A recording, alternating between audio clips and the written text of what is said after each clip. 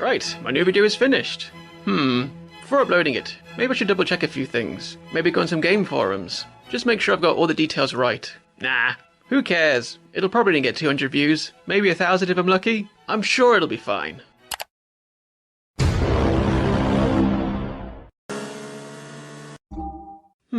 I wonder how my new video's getting on.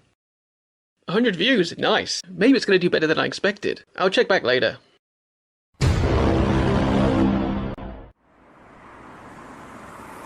Oh yeah, my video. Better have a look. Whoa, 500. That's unexpected. Looks like it's not going to do too bad after all. I'll definitely have to keep an eye on this. Wow, it's been growing all evening. It's now on 2,000. Who knows, maybe when I wake up tomorrow it'll be on 4,000.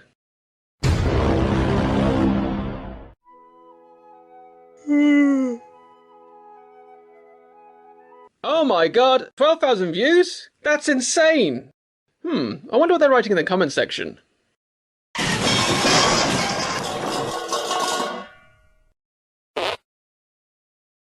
Well guys, it appears I messed up a little bit, and the comment section sure let me know about it. I'm not too ashamed to say that I made a few mistakes, and I'm going to own up to them, so call this maybe an apology video. Because my LA video ended up doing so well, I thought I owed it to you guys to correct those mistakes, and update the scoreboard, and also clarify a few things. So let's dive into the comments section and see what I got wrong. Unless of course I made these mistakes on purpose, so more of you would comment, which would increase the video's interaction rate, and then boost it in YouTube's algorithm as some kind of big brain move. But honestly, I'm not that clever. First up, a whole bunch of you let me know that there are in fact bikes in Midnight Club Los Angeles. Yeah, of course there are. I literally just completely forgot. Unlike my dad and his midlife crisis, bikes aren't my thing. My garage is completely full of cars, and the whole time I've owned this game, I've not ridden a single bike. Until right now, I've bought my first bike. And look, see, the bike tutorial pops up. So I truly have never driven a bike in this game. Even though I'm now on a bike, there's still no way to reach the roof of the US Bank building. So this game hasn't earned an extra point here.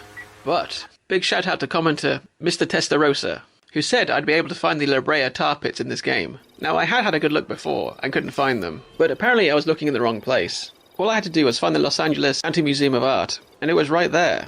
It's very easy to miss, so I went down on my bike to have a look.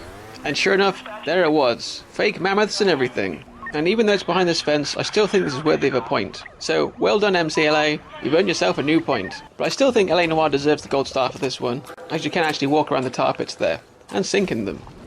Speaking of LA Noire, a couple of you were wondering if I could get a pass for the Mansion Swimming Pool Challenge, if I tried driving into a swimming pool. Now, I did test this out first time round, but for whatever reason I didn't film it. So here's me trying again.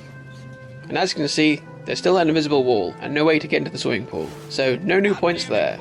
Okay, on to GTA 5 now. Obviously this game is very popular and has an absolutely massive fan base, who have way more knowledge than I do. And I missed a few things here. First of all, we go to Nick Personman, who has an objection to the highway challenge. Even though the footage had been sped up, he was able to point out and identify a cross-section of road that had a traffic light. Seriously, I'm super impressed with this guy's knowledge of the map. So yes, I agree, I shouldn't have used this route. GTA 5 should be disqualified, as I disqualified San Andreas for a similar thing.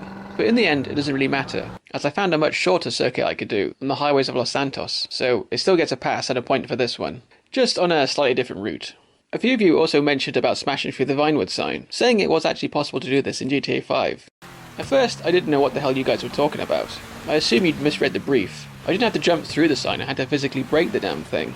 But then, after looking into it a bit more, I realised that yes, you can actually break the sign by jumping through the D and smashing the wooden supports there. So I went and tried this myself. And yep, there we go. That is me physically jumping through the sign and breaking it. Sure, the whole letter is still standing, but I definitely caused physical damage and smashed through the sign. So I have to give GTA 5 another point here on this challenge it previously lost. But I think LA Rush still keeps the gold star for this one, as you can tear down the whole letter. Okay, here we are at last, at the big one. About 8.2 billion of you mentioned several different ways of how I could get up to the top of the US Bank building in GTA 5 without using cheats, most common of which was the cargo bob. Now when I was making this video, I must admit the cargo bob was in the back of my mind, but I was just too lazy to test it. Last summer my PlayStation 4 went a bit berserk, and I had to factory reset the damn thing. As a result, I lost all my game progression, including GTA 5. And when I was filming footage for this game, I really wasn't in the mood for playing through GTA 5 again, and get to a point in the story where I could afford to buy a cargo bob. I'm pretty sure I have owned cargo bobs in the past, but in the whole time of me flying one round in free roam, I must have never pressed right on the D-pad to lower the hook. I just kind of assumed that this only worked in story missions or online, which yeah, was a bit of a stupid assumption. But still, after so many of you commented, I had to go try this out myself. First, I tried to steal one from the airbase, but this just didn't work. I tried again and again and again, in story mode and director mode, trying out different settings, but nah, the bugger always flew away before I could get to him. So yeah, I admitted defeat and then played through the storyline once again. After about 5 or 6 hours of playing, I finally reached the part where Trevor starts planning the Merryweather heist, and one of the plans involved stealing a cargo bob, so obviously I chose that. And as back to the airbase I went. Finally, here we are, our cargo bob. And sure enough, there goes the hook. Now with a bit of luck, I can actually have a play around with this without the mission failing. I'd stashed a bike at Floyd's apartment in Vespucci Beach, but when I got there it had vanished. I swear this happens all the time at Floyd's apartment, but I didn't have to wait too long before I spotted a bike below me, so I went down and grabbed it. Right, here we go, moment of truth. And yep, there we go. That's a bike being hoisted in the air by a helicopter. So off to the roof of the US Bank building I went. Right, that's it, gently set her down. I don't want to mess this up after all this time. Right, there we go, she's down. Now to get on and complete the challenge.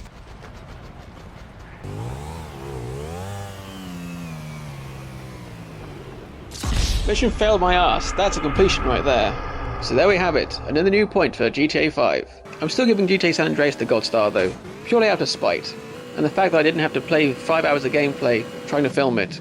Right, so let's update the scoreboard, see if anything has changed. And, no, it hasn't actually. Even with this extra point, Midnight Club is still in 5th place.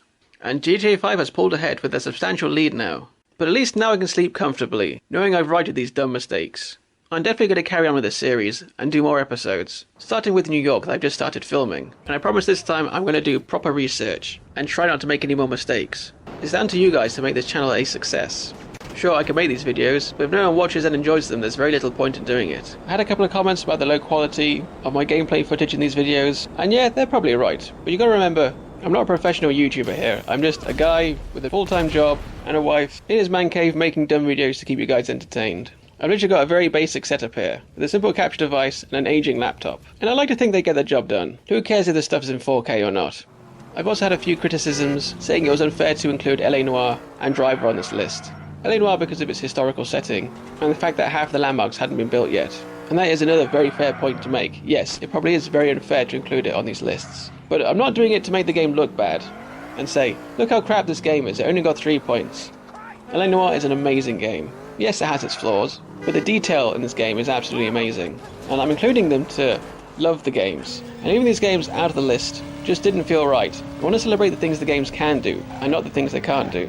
I mean, Driver especially, as it's such an old game. This thing blew my mind when it first came out. You could actually drive around in 3D space. But this game is like 25 years old now, so of course it's going to struggle to compete against the rest. Including classic games such as Driver also shows us just how far games have come, so it's an interesting contrast. So I'll definitely carry on using older games and games set in historical settings, but maybe I'll try and give them a little bit more leeway this time. I was very surprised at how well this video did in the end. By the time I'm recording this, it's almost reached 100,000 views. This video literally got more views in 2 days than my entire channel did last year. And whether I've just got lucky with the algorithm for this one time, or this is the start of something special, remains to be seen. But thanks to you guys, the new viewers and subscribers, for giving my small channel a chance. Like I said before, I've started work on my next comparison video looking at 10 different games set in New York. And it'll be ready when it's ready. I still have a full-time job to do, and a wife who I actually like to spend time with, believe it or not. That was her at the end of the LA video, by the way. She's not a gamer, don't judge her. In the meantime, my channel also has 3 other series. There's the No Road Challenge, where I attempt to drive across different video game maps without using a road. There's the Scenic Route, which is a time-lapse series, where I drive around the edge of video game maps, treating them as if they were a real place, by following traffic laws, to see how long it takes. And then there's my 100 Ways to Die series, which is a series I've been making forever. I've no plans right now to end any of these series, so I'm just going to try and find a way to fit these 4 series on my channel together somehow. And it could possibly even be 5 series very soon. Before this video blew up, I was working on a very ambitious and secret project. I've put that on pause for now, to get the New York video complete, but once that's done, I really hope to finish it, and get that video out to you guys. I think you'll really like it. Well, this video ended up being longer than I thought it would be, so yeah, stay tuned guys. I'll keep making these things as long as you keep watching them, and I'll see you soon.